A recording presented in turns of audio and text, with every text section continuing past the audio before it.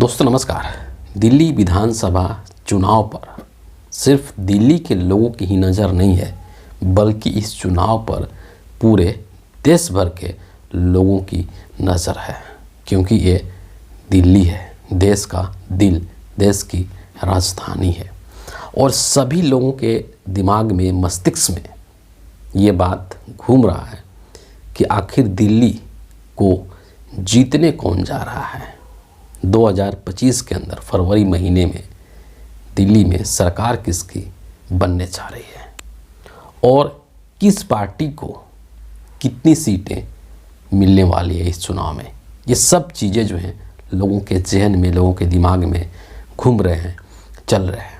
और हमारे देश के अंदर जितने भी राजनीतिक विश्लेषक हैं, राजनीतिक जो पंडित हैं, जो इन चुनावों पर बहुत ही पैनी नज़र रखते हैं, तमाम चीज़ों को ऊपर अपना विश्लेषण प्रस्तुत करते हैं, वो लोग भी इस चुनाव को लेकर के एक आकलन बता रहे हैं, एक एस्टिमेट बता रहे हैं, एक कयास लगा रहे हैं कि इतनी आ सकती है, इतनी आ सकती है। लेकिन ये जो आकलन चल रहा है दिल्ली के चुनाव को लेकर के, इसमें देश के दो बहुत बड़े प्रमुख सट्टा बाज़ार हैं। और ये जो सट्टा बाज़ार है बहुत ही महत्वपूर्ण है। और हर चुनाव में, चाहे किसी राज्य का विधानसभा का चुनाव हो या फिर लोकसभा का चुनाव हो, और सभी तरह के चुनाव में ये अपना आकलन प्रस्तुत करते हैं, तमाम चीज़ों को समझ करके और देख करके। तो दिल्ली विधानसभा के चुनाव को लेकर के भी दो बहुत ही बड़े, बहुत ही प्रमुख जो सट्टा बाज़ार हैं, उन्होंने अपने आकलन प्रस्तुत किए हैं। उसमें से एक फलौदी का सट्टा बाज़ार है जो कि राजस्थान में है, और दूसरा जो है वो महादेव सट्टा बाज़ार है। इन दोनों ने ही अपने जो आकलन प्रस्तुत किए हैं उसको हम लोग पहले यहाँ पर एक एक करके देख लेते हैं कि इन लोगों ने किसको कितनी सीटें दी है दिल्ली के चुनाव में। सबसे पहले हम लोग फलौदी जो सट्टा बाज़ार है इसके बारे में बात करते हैं कि इसने जो है फलौदी सट्टा बाज़ार ने दिल्ली में किसकी सरकार बनवाई है, किसको कितनी सीटें दी है। तो इस सट्टा बाज़ार के अपने जो आकलन हैं, इनके जो अनुमान हैं, उसके अनुसार इन्होंने दिल्ली में आम आदमी पार्टी को जिताया है। और दिल्ली में जैसा कि आपको पता है कि 70 टोटल विधानसभा की सीटें हैं।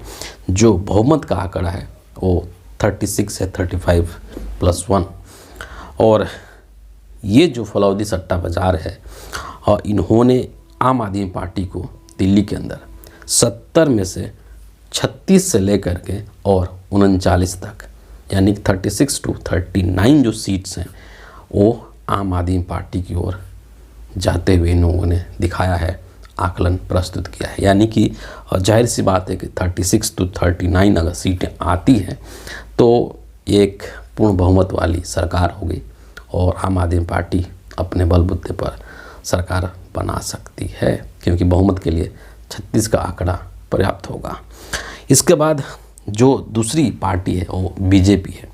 और बीजेपी को लेकर के, हालांकि जो फलौदी सट्टा बाज़ार उन्होंने आम आदमी पार्टी को जो सीट दिया था 36 से 39, इसमें इन्होंने थोड़ा सा एक संशोधन भी किया है।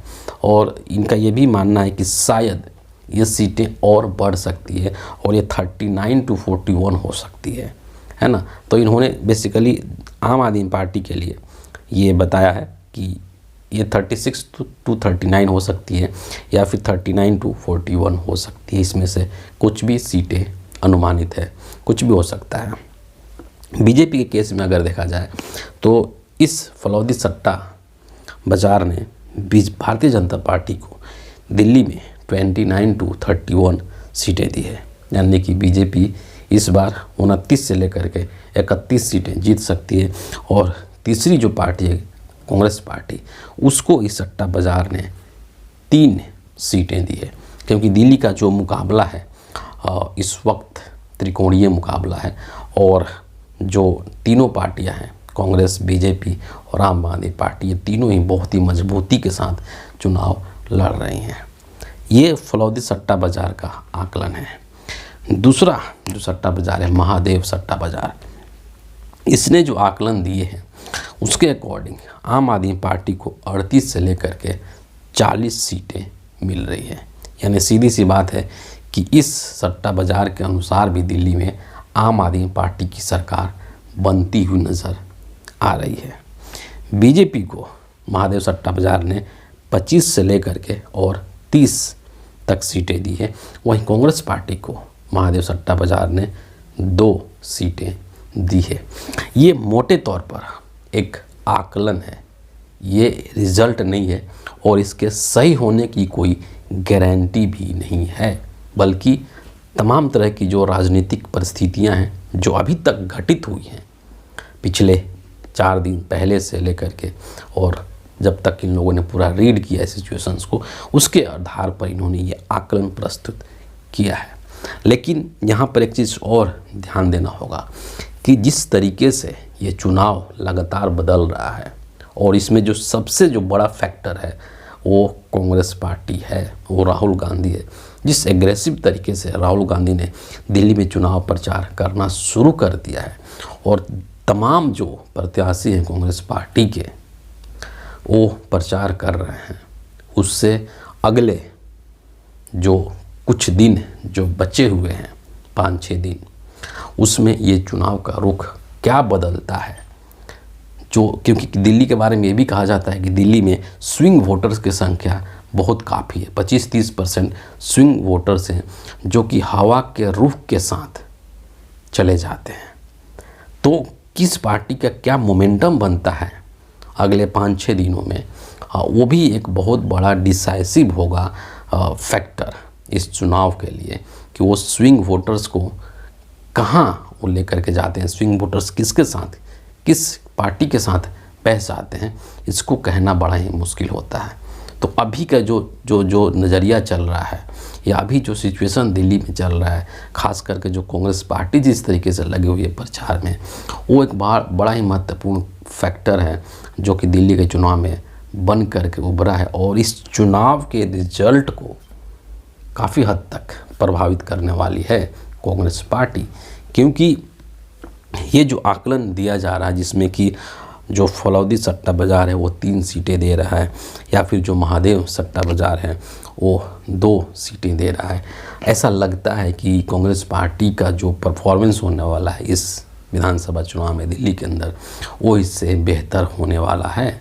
क्योंकि कई तरीके के ऐसे सर्वे निकल कर के आ रहे हैं और जिसमें ये चीज़ दिखाया जा रहा है कि दिल्ली में कांग्रेस पार्टी तकरीबन 15% वोट शेयर हासिल कर सकती है, 12% से ऊपर वोट शेयर हासिल कर सकती है और तकरीबन 25 से 30 सीटें ऐसी हैं जहां पर कांग्रेस पार्टी फाइट में है, या तो वहां पर उसका सीधा मुकाबला है बीजेपी या आम आदमी पार्टी से, या फिर वो दूसरे या तीसरे नंबर पर है। तो ये जो सीटें हैं 2 और 3, ये सीटें आगे भी जा सकती है, इस चीज़ की भी गुंजाइश है। और इसी दिशा में जो कांग्रेस पार्टी के तमाम जो लीडर्स हैं राहुल गांधी समेत, वो सभी लोग काम कर रहे हैं और उनका जो उद्देश्य है, जो लक्ष्य है, वो यही है कि कांग्रेस पार्टी की जो खोई हुई ज़मीन है दिल्ली में, कांग्रेस पार्टी का जो वोट शेयर है उसको अधिक से अधिक बढ़ाया जा सके, उसको जितना हम बढ़ा सकते हैं। और लास्ट मोमेंट में जो, जैसा कि मैंने कहा, जो स्विंग वोटर्स है उनको किस तरीके से अपने तरफ लाना है, उसके लिए मोमेंटम बनाया जा रहा है। और इसीलिए आप देखेंगे कि अंतिम के जो 5-6 दिन बचे हुए हैं अभी, उसमें राहुल गांधी बहुत ही एक्टिव तरीके से, बहुत ही सक्रिय रूप से वो चुनाव प्रचार कर रहे हैं। एक दिन में 2-2, 3-3 जनसभाएं भी वो अटेंड कर रहे हैं। तो ये सब कवायद जो हो रही है वो उस स्विंग वोटर्स को अपनी तरफ लाने के लिए हो रही है। और अगर वो आता है तो डेफिनेटली जो है चुनाव का जो रिज़ल्ट होगा वो कुछ और होगा। तो फिलहाल इस वीडियो के लिए इतना ही है। आप सभी का बहुत बहुत धन्यवाद।